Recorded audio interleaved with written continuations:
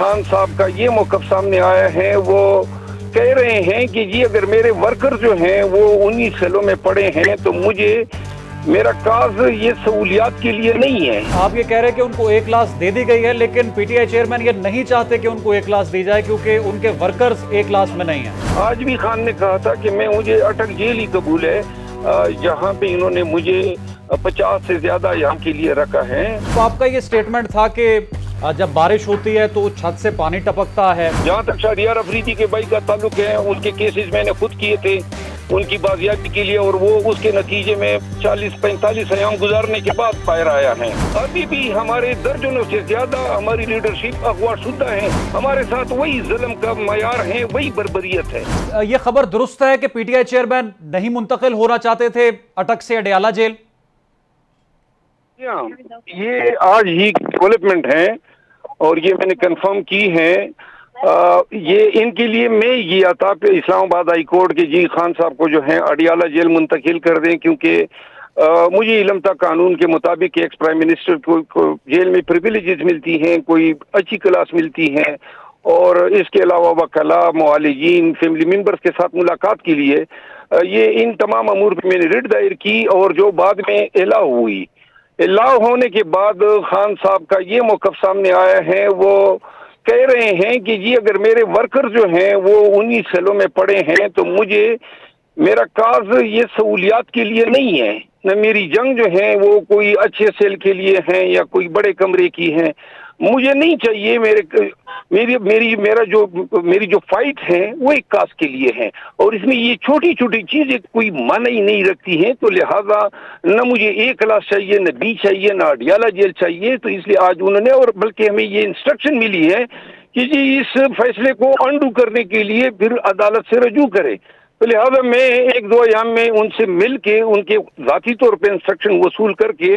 फिर जो रिलेवेंट कानूनी कार्रवाई होगी वो मैं करूंगा। यानी आप ये कह रहे हैं कि उनको ए क्लास दे दी गई है, लेकिन पीटीआई चेयरमैन ये नहीं चाहते कि उनको ए क्लास दी जाए क्योंकि उनके वर्कर्स ए क्लास में नहीं हैं।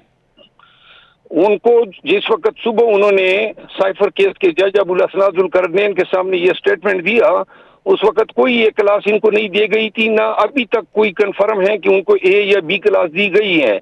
उनका ये मौक़िफ़ अभी सामने ये आज आया है सुबह सवेरे से कि वो नहीं चाहते हैं कि उनको कोई प्रिविलेज क्लास में रखा जाए। वो कह रहे हैं कि ये अगर मैं अपने लिए मांगूंगा तो ये मेरी अपने वर्कर्स के साथ ज्यादती है, नंबर 2 ये मेरी अपने काज से मुतसादिम है, क्योंकि मेरा काज अपने लिए सहूलतें नहीं ढूंढना है। वो कहते हैं मैं ऑर्डिनरी कैदी के लिए की तरह या हवालाती की तरह जेल में तमाम तकालीफ को एंड्योर करना चाहता हूँ, और मुझे किसी किस्म की कोई डिस्क्रिमिनेटरी ट्रीटमेंट न दी जाए।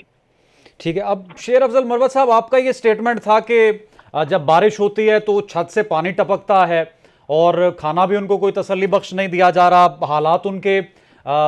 इंतहाई जिसे हैं नासाज हैं जेल में, और अब आपकी तरफ से ये पिटीशन भी दी गई कि उनको बेहतर सहूलियात दी जाएं जो एक साबिक वजीर आजम को मिलनी चाहिए। अब सर इस हवाले से क्या इत्तलात हैं? आज की रात उनकी अडयाला में कैसे गुजरेगी? अलग कमरा उनको दिया गया, मुशक्कती वहां पर मौजूद है, टीवी फ्रिज वगैरह है उनके पास?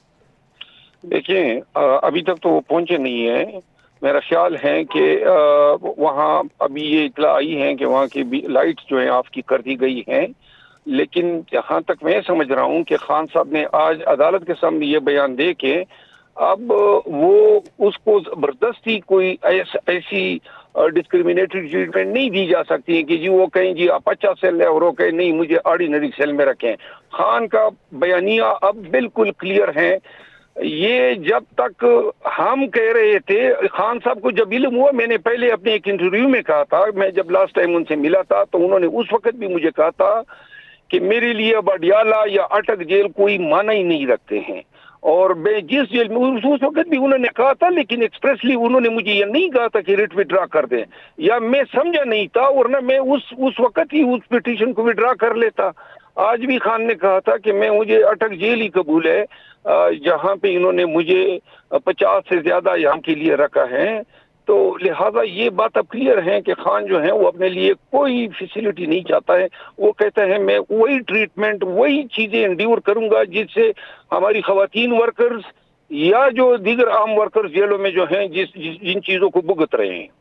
ٹھیک ہے، آپ کی ظاہر ہے کہ ان کے ساتھ ملاقات بھی ہے، آپ کی گفتگو بھی ہوتی ہے، وکیل ہیں آپ ان کے، جس طریقے سے اب تھوڑا سا ایسے لگتا ہے کہ حالات میں کہیں نہ کہیں تبدیلی آ رہی ہے، ماحول تبدیل ہو رہا ہے، اینکر عمران ریاض بھی بازیاب ہوئے ہیں، شہریار آفریدی کے بھائی بھی گھر لوٹے ہیں، عمران خان کے حوالے سے جیل تبدیلی بھی، آپ کہیں نہ کہیں پی ٹی آئی چیئرمین کو یہ لگ رہا ہے کہ معاملات بہتری کی طرف جا رہے ہیں اور ریلیف مل سکتا ہے انہیں؟ میں الٹا سوچ رہا ہوں، یہ معاملات اور خراب ہو رہے ہیں، یہ بالکل غلط یہ اسمپشن ہے